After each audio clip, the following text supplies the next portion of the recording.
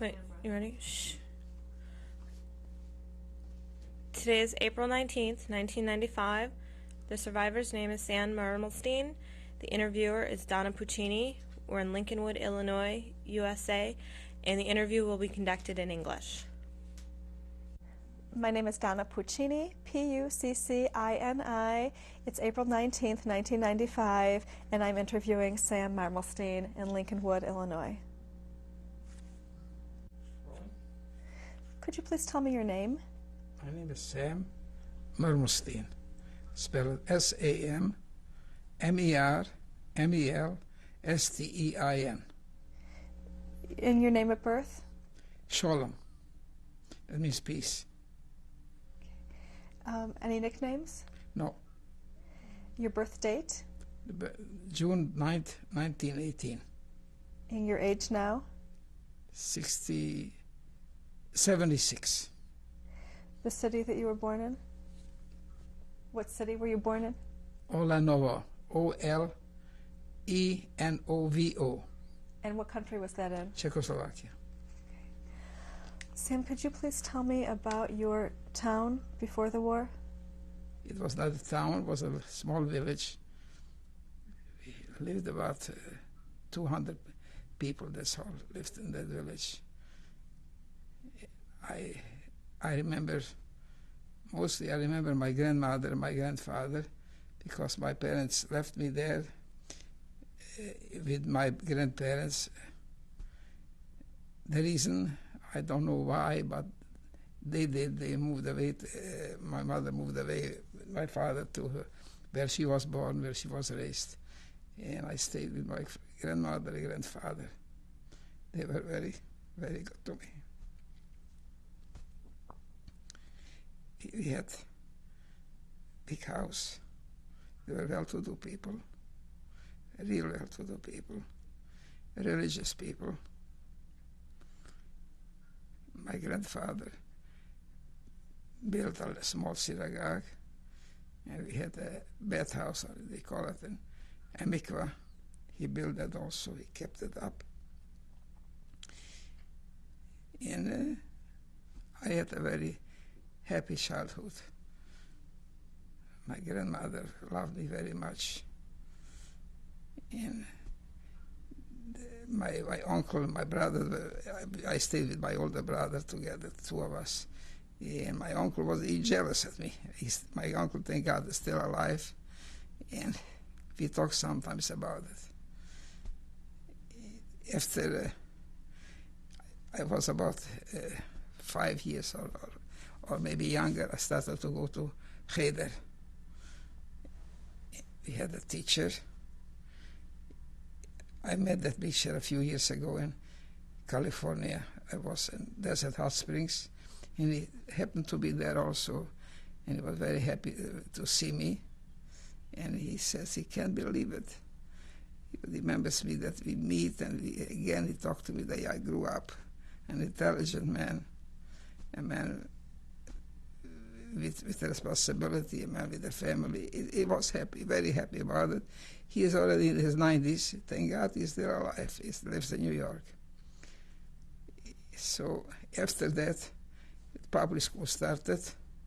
In the public school, we had such a school that the first bench was the first grade, the second bench was the second grade, and that's the way it went till the 8th grade, eight benches. That's further, always further. But I was there maybe 1 year or 1.5 years. Then I went out to a little town where my wife was born. I met my wife. She was maybe 4 years old, 5 years old, and I was 7. I was going there to school, and I was going to Cheder. And I stayed there till I was 13. What was the name of that 12. Svalava.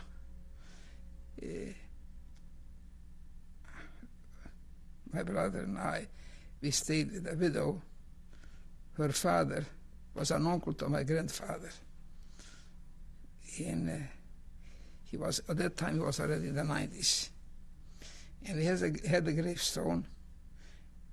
And the gravestone was in the yard. In the summertime, he used to lay on it. So people came by and they asked him, why are you, don't you have a better place to lay on than you have to lay on a gravestone? He said, listen, the gravestone will lay on me a lot longer than I lay on the gravestone. So he was a little small man, more a statue, but a big man otherwise. I remember very well, very, very well.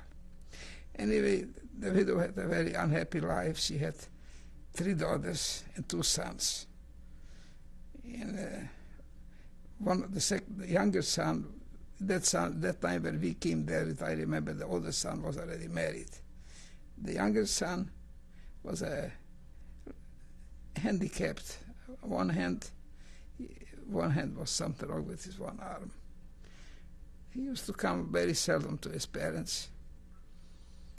And usually Friday morning, Friday noon, my brother and I took a bus and we went to my grandfather for Shabbat. It was about 20 kilometers. Took about an hour for the bus to get there. It was winter, very, very strong winter, Friday, and we had to stay. We couldn't, the bus didn't go. We stayed there. So we came back. So we stayed there for Shabbat, Friday night. We went to, my brother and I went to the synagogue, shul, whatever you want to call it. Came back, and my brother, he was 4 years old, but he's still, thank God, he's still alive. He still lives in Israel. And my brother wanted to make Kiddush, and all of a sudden that son came in. He sat down to a table and took the challah that was ready, the whole thing, split it in half, started to eat it like an animal, like a wild beast. So the mother and the son started to fight, physically fight over it. We were children, both of us. I was about 7, my brother was 11. We both started to cry. We didn't know what to do. They had a tenant. His name was Avraham Birban. And him and his wife, they came out and they grabbed us. They took us in their house. And what happened? But about 2 hours later, they came in. One of the daughters came in and they called us back in the house. And I can't forget that Shabbat. I can't forget the Friday night. As a child, I was scared. I never saw something like this in my life. So from that time on, my grandmother said, if you can come home, if you see Thursday, it's a bad weather, you come home Thursday. Don't care about the school, come home. I go home. I mean, that was home. I used to come Friday back home. My grandmother waited for me with fresh, we call it buchtas, such rolls, sweet, made sweet, very, very good. And with butter. And then how very, I was treated like a prince. My brother also. And then when I was almost 13, was to be my bar mitzvah. It was Friday afternoon, and my parents didn't come. So finally, about half an hour before Shabbat, they arrived. And so it was a bar mitzvah, it was relatives. The whole community was relatives. And after that, my mother decided that it's time for me to come home to my parents. So every year we have a Shabbat. It's called Shabbat Shira, Shabbat of song. The song that what we talk about is the song that Moses and the Jews were singing after they were liberated from Egypt, like now, like Pesach. At that Shabbat, my grandfather always invited, there was a yeshiva not far from there, the members of the yeshiva, all the students, about 70, 80 students, and the rabbi, they invited for a whole, whole Shabbat they spent in my grandfather's house. It was a very, very festive occasion, very, very beautiful. I can't forget it. In fact, a few years back, my older brother in Israel was a Kvar Chabad in Israel. That's the movement of the Chabad movement, Lubavitch. And he stays there, and a man is looking at him. So he didn't know why that man looks at him. So the man comes to him. He comes to that man. He says to that man, "Why are you looking at me?" He says, "I'm looking at you because I think your name is Mermelstein." He says, "Correct." He says, "I used to come to your grandfather for Shabbat on Shabbat Shira." It's about 60, 65 years since then, maybe more. It was a very good feeling for him. When he told me about it, I was also very happy that there are still some people who remember. So after that, I came back to our real home, to my parents' home. What city was that in? Pardon me? What town did they live in? Zarichov. Zarczov. A small village, also larger than the one we lived on, where I was born. And my grandmother, her name was Sarah, like my wife's name. She saw me, and she says to me, "No, my Malach HaMoves," that means the angel of death arrives. She called me the angel of death. I didn't get insulted. I asked her, "Why are you calling me that?" She said, "Because every time you come, you beat up the rest of the children."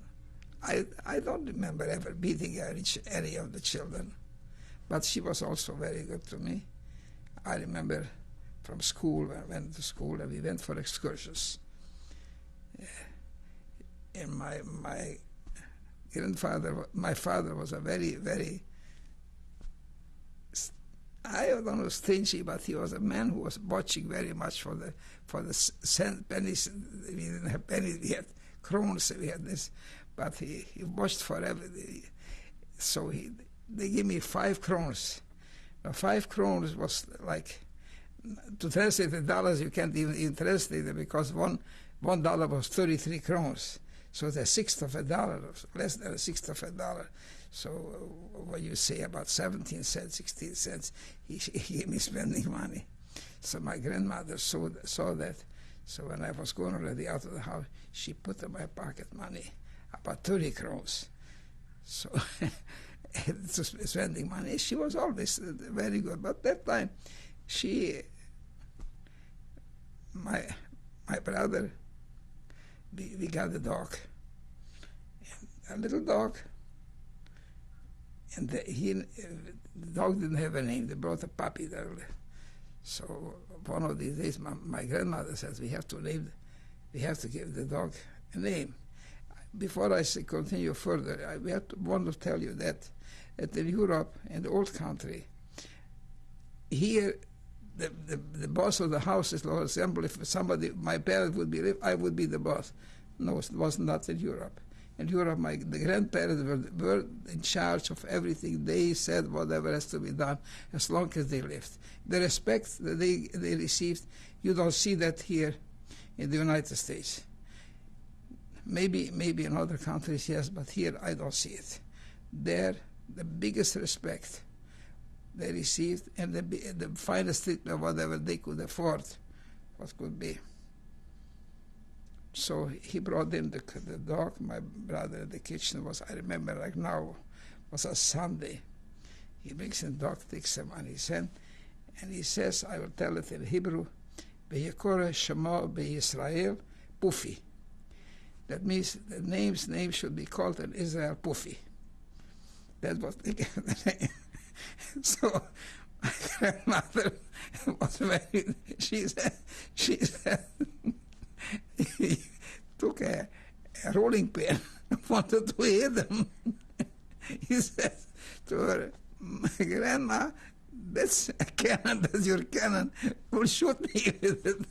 She was laughing. She was very proud of my brother. In fact, today, he is the oldest grandson of my grandparents from my father's side, and all my mishpacha, they love him, all of them.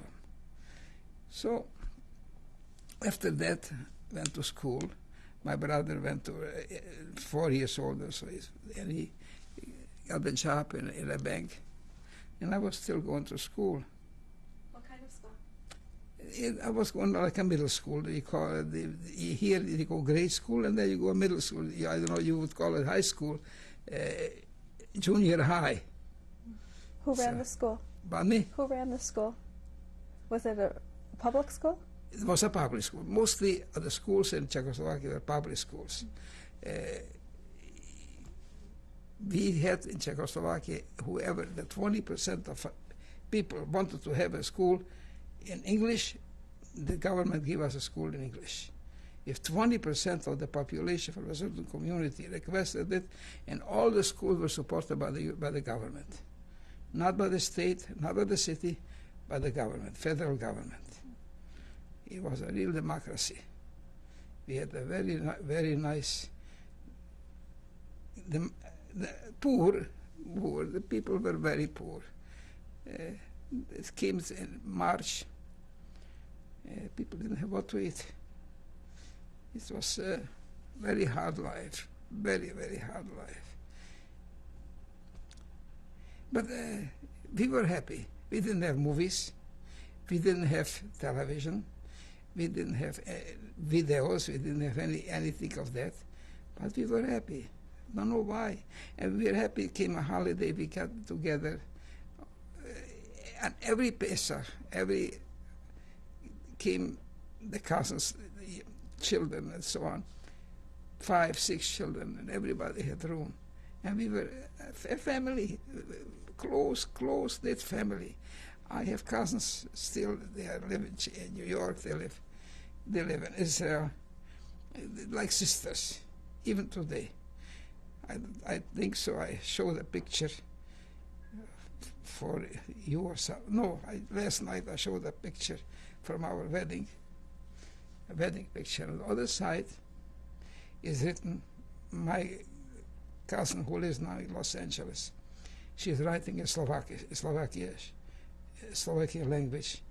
That this is a memory of the wedding of my mother, that means my wife. She called her mother. She's my cousin. She called her mother. My mother, my father, on October the 15th, 1945. I will show it to you. It's somewhere here. She calls you the parents. Pardon me? She calls you the parents. They called us. We had 2 cousins. When we came home, we had 2 cousins, 2 girls. I mean, they didn't have where to stay. After the war? After the war, and they stayed with us. What I'm bringing it up, that we were, how close a family we were. It's not, I don't know, maybe there was jealousy in the family, but I don't know it because I was a child. I don't know anything about it. Next door where at my grandfather's home, we lived an aunt. The aunt was an aunt to my father, not my aunt. It was aunt to my father. So Saturday afternoon, I went to their house, and there the boys were reading or laying in bed, relaxing. I climbed into with them.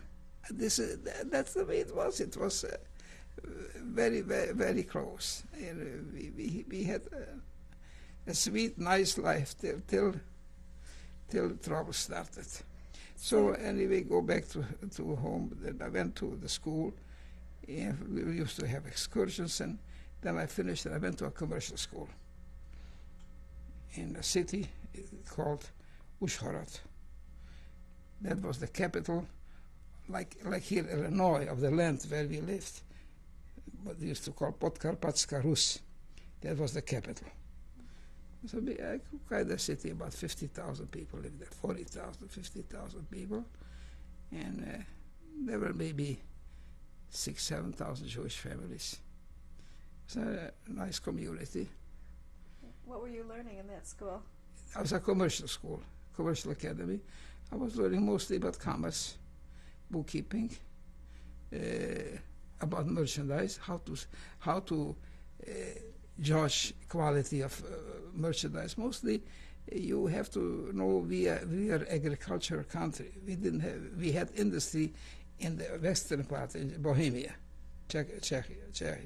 In our part, there was very little industry, mostly agriculture. So they were teaching us how to judge potatoes, for example, you know what the good quality of potatoes is. You don't know that, but we learned them. The more starch a potato has, the better the quality. That was, I give you just an example.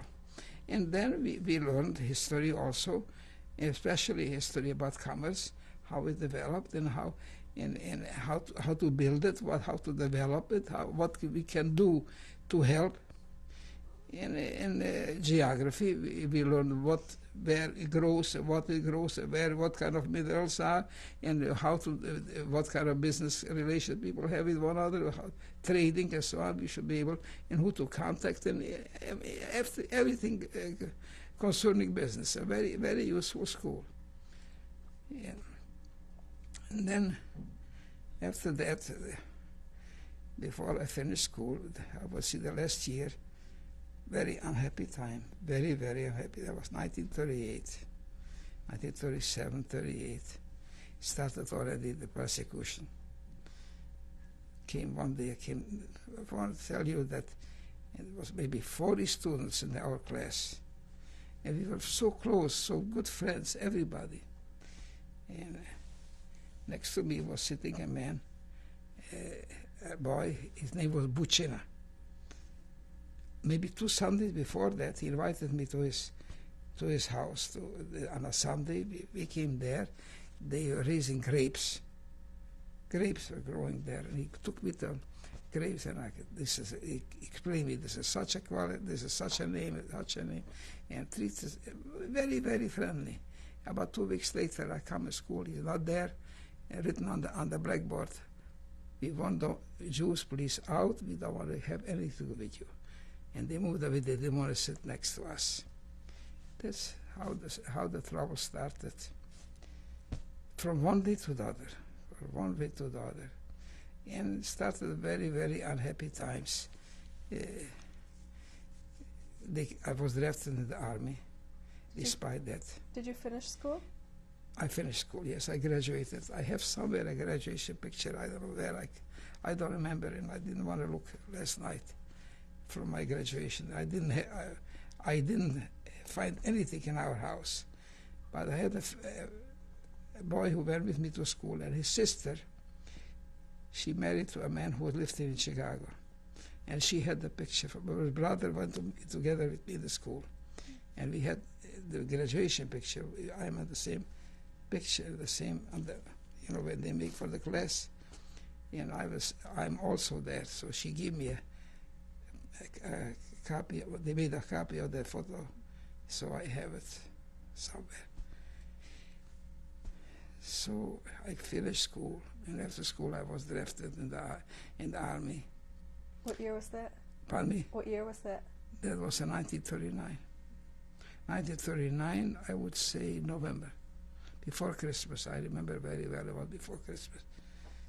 I came there. The city that I went. The name was Győr. That's a city between Budapest and Vienna. Beautiful city, very nice city. And they allowed us, there was a certain time they allowed us to go to synagogue on a Saturday or on a holiday. And we used to go there, and we met there people. It was Hungary, and it was a different kind of than here in every way. First of all, people were not so materialistic as here. People didn't have much, but they were satisfied what they have. They knew the next neighbor doesn't have much more from him either, and so on. So they were in. There's always here in the United States you have people to complain, and you have people there also who complained. So there was always complaining, but in general people were very nice, very good. Here also. What were you doing there? I was in the army. Mm-hmm. I was a foot soldier, and I had to go to the army also. I can't complain. I came there, and as I graduated from a school, I was supposed to get such a, they called it in Hungarian corpus language. That means I didn't have to do kitchen duty. I didn't have to this, but because I was Jewish, I had to do it. So one day, the staff sergeant or whoever was in charge of clothing, he had to make it. He had to account how much he had inventory, and they came to check his inventory. He didn't have. So we came there, and he started to count, and he was supposed to have, let's see, 300 pair of pants. He didn't have, only 296 or 295. And he's worried, what is going to happen? We don't have 5 pair. So I told him, what are you worrying about? He says, 5 pair of pants, but I don't have it. I took the pants, old, torn, half torn. I took the torn one, tore them in half.